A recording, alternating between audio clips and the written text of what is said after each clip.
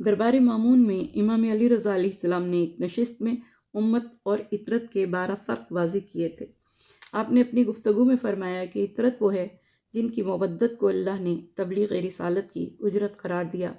جب رسول اکرم صلی اللہ علیہ وآلہ وسلم نے لوگوں کے سامنے آیہ مودت تلاوت کی تو کچھ لوگوں نے پس پشت یہ کہا کہ اب محمد صلی اللہ علیہ وآلہ وسلم ہمیں اپنے خاندان کی محبت کے جال میں پھنسانا چاہتے ہیں۔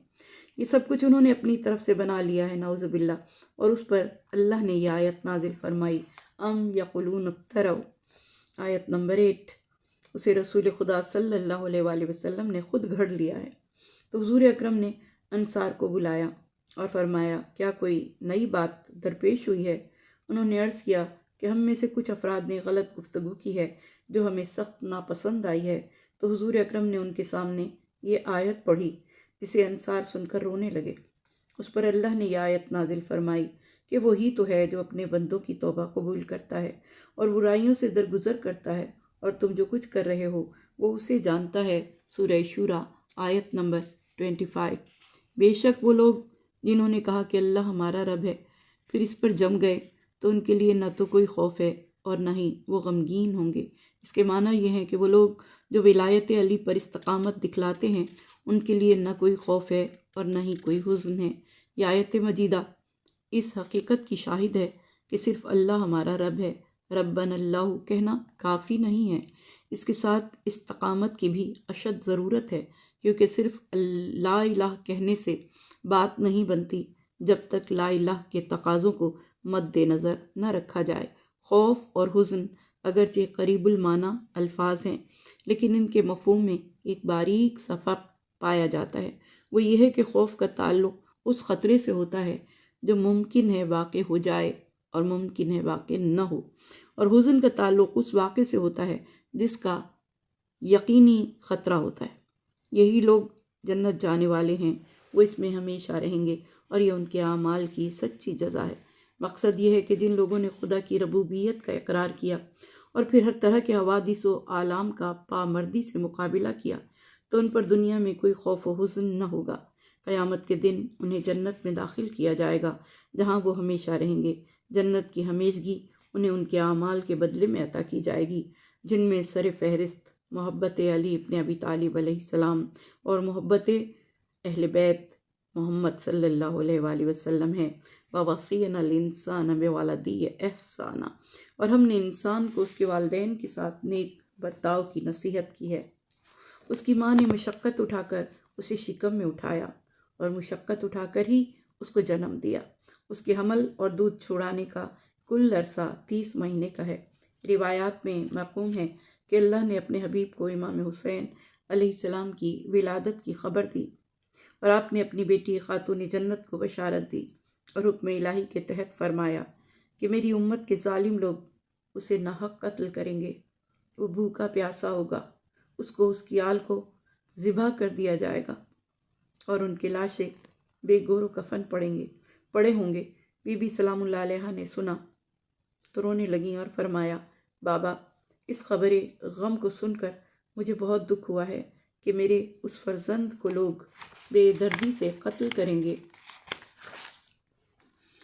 اور آپ حالت حزن میں آ گئیں کیونکہ یہ ایک یقینی خبر تھی۔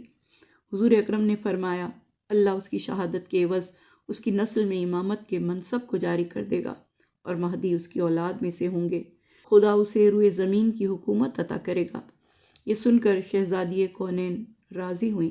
امام جعفر صادق علیہ السلام نے فرمایا، کیا تم نے دنیا میں کسی ماں کو دیکھا ہے کہ جو اپنے بچے کی وجہ سے حزن میں ہو؟ لیکن فقط بنت رسول خدا صلی اللہ علیہ وآلہ وسلم حضرت فاطمہ زہرا سلام اللہ علیہا تھیں جو اپنے ہونے والے بچے کے سبب مخزون تھیں، کیونکہ آپ جان چکی تھیں کہ میرا یہ بیٹا ان قریب بھوکا پیاسا ذبح کر دیا جائے گا، اور اسی کے لیے خدا نے فرمایا، ماں نے اپنے پیٹ میں حالت حزن میں اٹھایا اور اسی حالت میں جنم دیا۔ اس حمل اور دودھ پلانے کی کل مدت 30 ماہ تھی۔ امام حسین علیہ السلام وارث انبیاء ہیں، اور ہمارے آئمہ نے زیارت وارثہ کی ہمیں تعلیم دی، کیونکہ انہوں نے اپنی اور اپنے اصحاب و اعزہ کی قربانی سے اللہ کے دین کو حیات بخشی۔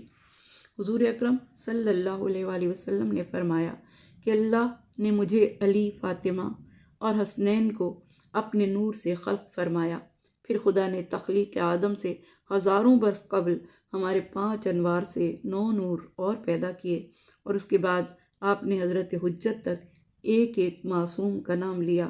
جناب ام ایمن سے روایت ہے کہ امام حسن علیہ السلام کی ولادت کے کچھ عرصے کے بعد حضور صلی اللہ علیہ وآلہ وسلم جناب سیدہ سلام اللہ علیہ کے گھر تشریف لائے اور فرمایا کہ بیٹی، اب کچھ عرصے تک ایسا لباس نہ پہننا جس میں آپ کو آسائش محسوس ہو۔ میں آپ کی پیشانی میں ابو الائمہ کا نور دیکھ رہا ہوں، اور یہ نور اپنے آخری مقام پر پہنچ گیا ہے۔ جناب بی بی فاطمہ زہرا سلام اللہ علیہ کو جب 2 ماہ پورے ہوئے تو بی بی نے کھانا اور پینا چھوڑ دیا۔ جب میں کھانا پیش کرتی تو بی بی فرماتی، ام ایمن، آج کل اللہ کی طرف سے مجھے ایسی غذا مل رہی ہے کہ میرا کسی چیز کے کھانے کو دل ہی نہیں کرتا۔ 4تھے ماہ سے بی بی سلام اللہ علیہ نے مصلی عبادت سے اٹھنا چھوڑ دیا۔ جب بی بی سلام اللہ علیہ تنہا بیٹھی ہوتی تھی تو مجھے محسوس ہوتا تھا کہ کسی سے باتیں کر رہی ہیں۔ آخر ایک دن میں نے پوچھ لیا، بی بی سلام اللہ علیہ، آپ تنہائی میں کس سے باتیں کرتی ہیں؟ تو شہزادی نے فرمایا، ام ایمن، اب کہ میرے صدف عصمت میں جو بچہ ہے اس نے خود مجھے بھی حیران کر رکھا ہے، تنہائی میں مجھ سے باتیں کرتا ہے۔ 5ویں ماہ آپ سلام اللہ علیہ نماز صبح کی تعقیبات پڑھ رہی تھیں کہ میں نے باہر سے آپ کے گریے کی آواز سنی۔ میں دوڑ کر اندر آئی اور پوچھا کہ بی بی کیا بات ہے، خیریت تو ہے؟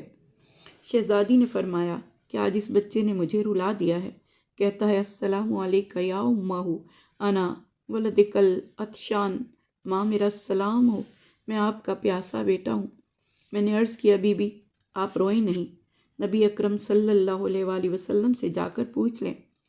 بی بی سلام اللہ علیہ نے فرمایا، نہیں ام ایمن، ابھی کسی کو نہ بتانا، میں تو پریشان ہوں ہی، نہیں چاہتی کہ میرے بابا اور علی مرتضیٰ بھی پریشان ہوں۔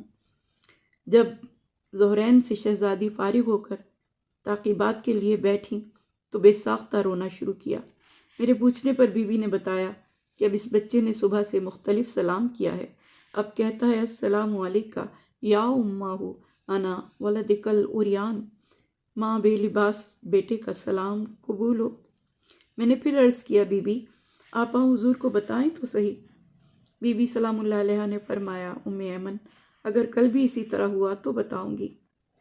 اور جب مغربین کی نماز سے شہزادی فارغ ہو کر تعقیبات کے لیے بیٹھیں تو بے ساختہ رو کر اٹھ کھڑی ہوئیں اور فرمایا، ام ایمن، اب مجھ سے صبر نہیں ہو سکتا، آؤ میرے ساتھ، بابا کے پاس جاتی ہوں اور انہیں بتاتی ہوں۔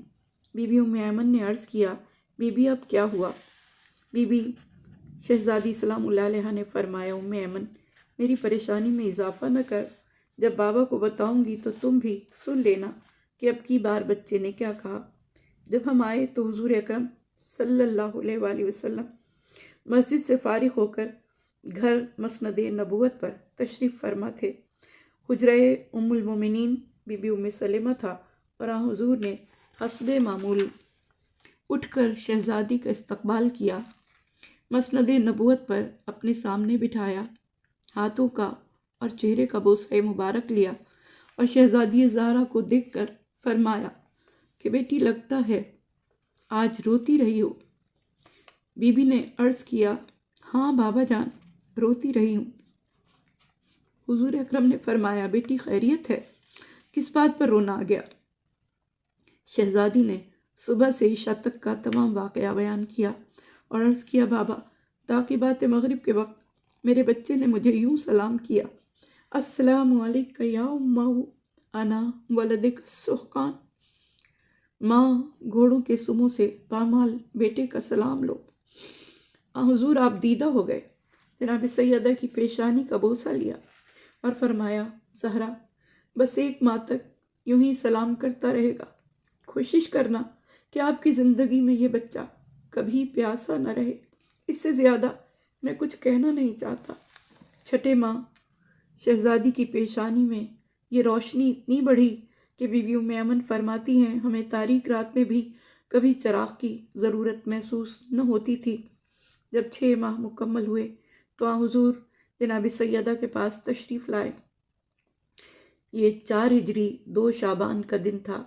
آپ نے فرمایا، بیٹی آج رات کسی وقت آپ کے گھر میں جنت کی وہ حور آئے گی جس کا نام لعبہ ہے، جو مسکراتی ہے تو پوری جنت مسکرانے لگتی ہے۔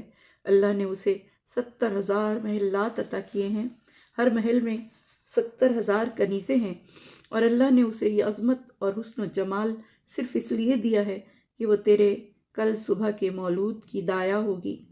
ہاں بیٹی، سنا ہے کہ کفار حملہ کر رہے ہیں، اگر میں کسی وجہ سے مصروف ہو جاؤں تو میرے آنے تک بچے کو غسل دینا، نہ دودھ دینا۔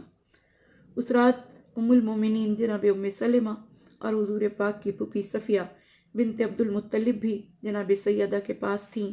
جب 2 شعبان کی رات ڈھلی، دختر رسول خدا بستر سے اٹھیں، تجدید وضو کر کے مصلی عبادت پر آئیں، نماز شب پڑھی اور مصروف تسبیح و تقدیس ہوئیں۔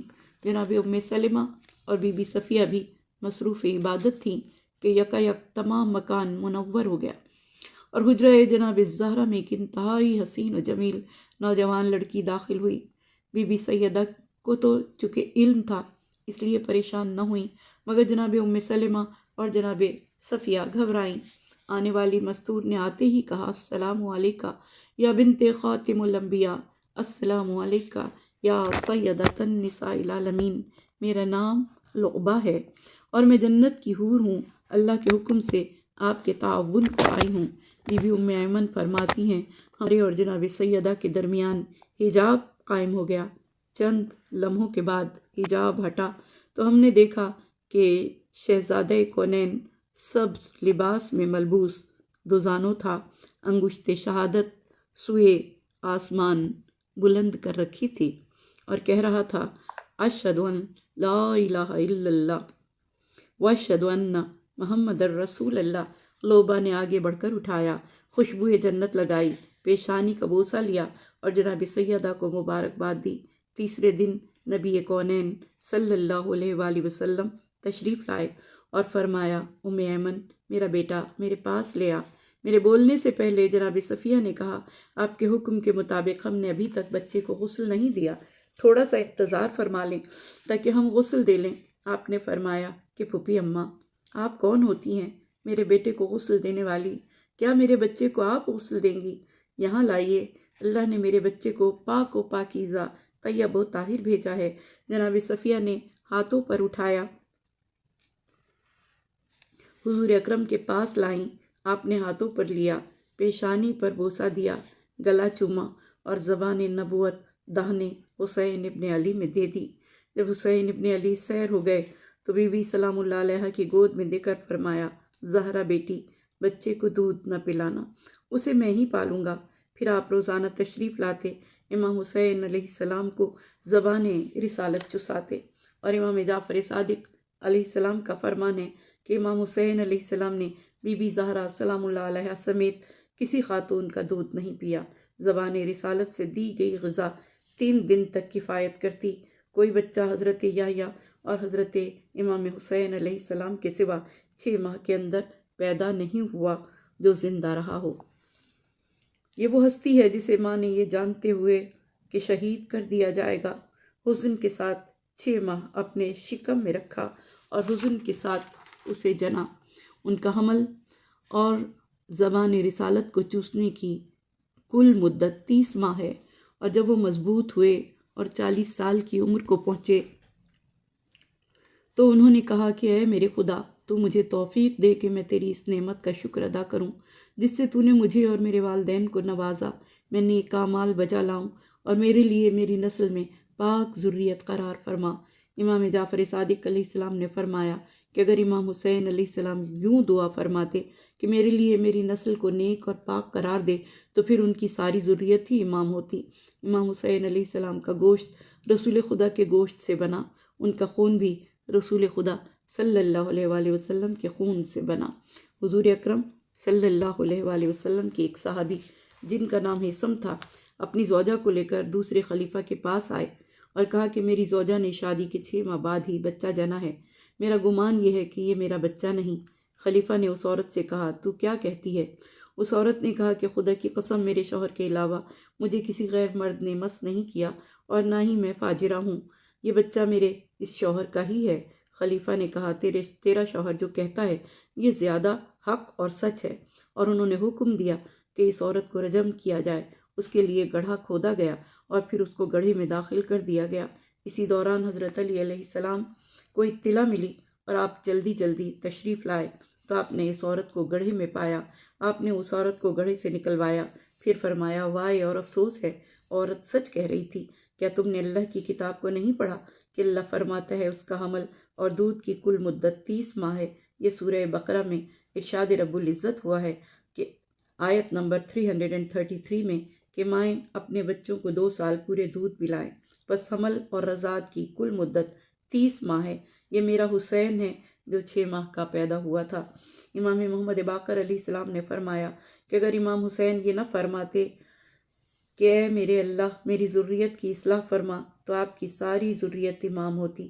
اسی وجہ سے آپ کی ذریت میں ایک کے بعد ایک امام بنا اور ان کے ذریعے اللہ نے اپنی حجت کو ثابت کیا۔ اور جس نے اپنے والدین سے کہا تم دونوں پر اف ہو، کیا تم دونوں مجھے ڈراتے ہو کہ میں قبر سے نکالا جاؤں گا؟ یہ آیت عبد الرحمن بن ابی بکر کے بارے میں نازل ہوئی۔ جناب جابر بن عبداللہ انصاری نے بیان کیا کہ اللہ تعالیٰ نے مدحت حسین کے بعد عبد الرحمن کی مذمت کی، اور جو انہوں نے اسلام قبول کرنے سے پہلے کہا تھا اسے قرآن کریم نے پیش کیا۔ اسی کو ابن عباس اور ابو الاعلیٰ اور مجاہد نے بھی ذکر کیا۔ جناب مجاہد نے کہا کہ یہ آیت ہر اس کافر کے لیے ہے جسے اس کے والدین نے عاق کر دیا ہو۔ اس پر دلیل یہ ہے کہ اللہ نے اس کے بعد یہ فرمایا ہے یہ وہ لوگ ہیں جن کے بارے میں اللہ کا وعدہ سچ ہو چکا ہے۔